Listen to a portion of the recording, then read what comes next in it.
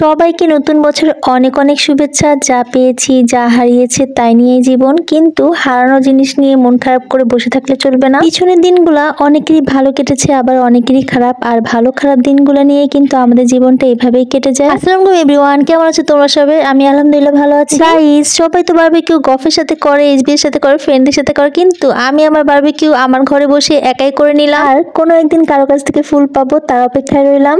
1 2 3 4 happy new year guys. Happy new year পালন করার জন্য প্রতি বছরই ছাদে চলে যাই, সবাই মিলে হ্যাপি নিউ ইয়ার দেখি। আর আমরা কিন্তু ফটকা বাজি এগুলো একদমই উড়াই না, আর এগুলো দেখতে পছন্দ করি, কিন্তু কেউ যদি উড়ায় খুবই ভয় পায়। আমার মনে হয় এরকম কিছু না করলেই ভালো, কারণ অনেক মানুষের কিন্তু অনেক ক্ষতি হয়ে যায়। আজকে 31st নাইটে সবাই কত কি করেছে, কিন্তু আমার আজকে রান্না করার পালা, কারণ আজকে আম্মু অনেক অসুস্থ, সাথে আমার বোনটাও অনেক অসুস্থ। তাই ভাবলাম একটু সবাইকে একটু চিকেন স্যুপ রান্না করে দিই। চিকেনের সাথে আমি একটু সবজিও দিয়ে দিয়েছিলাম, যাতে একটু পুষ্টিকর জিনিস বজায় থাকে। আর বাসায় কোনো সবজি ছিল না তেমন একটা, তাই গাজর আর ফুলকপি আর টমেটো দিয়ে দিয়েছিলাম। আর যে বাসায় কয়েকটা মুরগির টুকরা ছিল, ওটার সাথে আদা রসুনের পেস্টটা ভালো মতো মিক্সড করে তারপর ওটাকে আমি স্যুপের মধ্যে ঢেলে দিব। মানে পানি গরম করতে দিয়েছিলাম হাঁড়িতে, সেখানে আমি এটা দিয়ে দিব। এখন চিকেনটা সিদ্ধ হওয়া পর্যন্ত, তারপর আমি দিয়ে দেবো এটার সাথে লবণ। চিকেনটা দেওয়ার 5 মিনিট পরে আমি দিয়ে দিলাম কাঁচা টমেটো, তারপর দিয়ে দেবো কিছু সবজি যেগুলো আমি কেটে রেখে দিয়েছিলাম। প্রতিবারই 31st নাইটে অনেক অনেক মজা করা হয়, কিন্তু এবারই আমাকে রান্নাঘরে ঢুকে রান্নাই করতে হচ্ছে। তার চেয়েও বেশি খারাপ লাগছে, আম্মু বোন দুজনই খুবই অসুস্থ, দুজনের খুব জ্বর আসছে, সাথে গা হাত পা এতই ব্যথা, তারা বিছানা থেকে নামতে পারে না,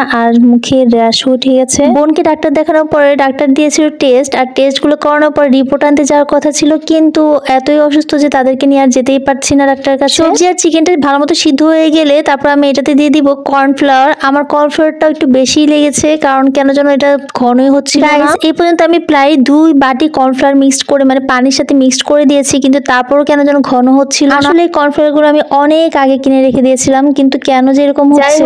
অনেকগুলো কর্নফ্লাওয়ার দেওয়ার পরে অল্প অল্প ঘন হয়েছে। তারপর এটার সাথে দিয়ে দিয়েছিলাম ভিনিগার, আর ভিনিগার কিন্তু স্যুপটাকে আরো বেশি সুস্বাদু করে তোলে। তারপর গাইস একটু দিয়ে দিলাম সয়া সস, আর আমার কাছে টমেটো সস বা চিলি সস ছিল না, তাই আমি এটা দিয়ে সেরে নিলাম। গাইস, আমি কিন্তু এটা রোগীদের জন্য বানাচ্ছি, তাই এটার মধ্যে কোনো রকমের টেস্টিং সল্ট ইউজ করিনি, কারণ টেস্টিং সল্ট দিলে অনেকের ক্ষতি হয় শরীরে, আর টেস্টিং সল্ট যেটাতেই দাও সেটাতে কিন্তু স্বাদ বেড়ে যায়। এখন আমি এটাকে দিয়ে দিব ডিমটাকে সুন্দর করে এরকম করে ফেটিয়ে নিতে হবে। গাইস, ডিম ঢালা ভিডিওটা একদমই হারিয়ে ফেলেছি, কি আর করবো। যাই হোক, সবজি ডিম আর চিকেন দিয়ে কিন্তু স্যুপটা অনেক মজাদার হয়েছিল, আর এটা সবচেয়ে হচ্ছে কি স্বাস্থ্যের জন্য অনেক অনেক ভালো। আর যারা তোমাদের মানে বাসায় কেউ দুর্বল, তারা কিন্তু এই চিকেন স্যুপটা বাসায় বানিয়ে খেতে পারো। রোগীদেরকে উল্টাপাল্টা খাবার জাবার না দিয়ে স্যুপ যদি আমরা খাওয়াই, তাহলে কিন্তু তাদের স্বাস্থ্যের উন্নতি খুব জলদি হয়। সবচেয়ে বড় কথা, তোমরা কিন্তু আমার মা আর আমার বোনের জন্য অনেক অনেক দোয়া করো, তারা খুবই অসুস্থ, তারা যেন খুব জলদি জলদি সুস্থ হয়ে যায়। বছর ঘিরে সবার কত স্বপ্ন কত আশা, যত স্বপ্ন যত আশাই হোক না কেন, দোয়া করি সবার আশা স্বপ্ন আল্লাহ যেন পূরণ করে। টাটা।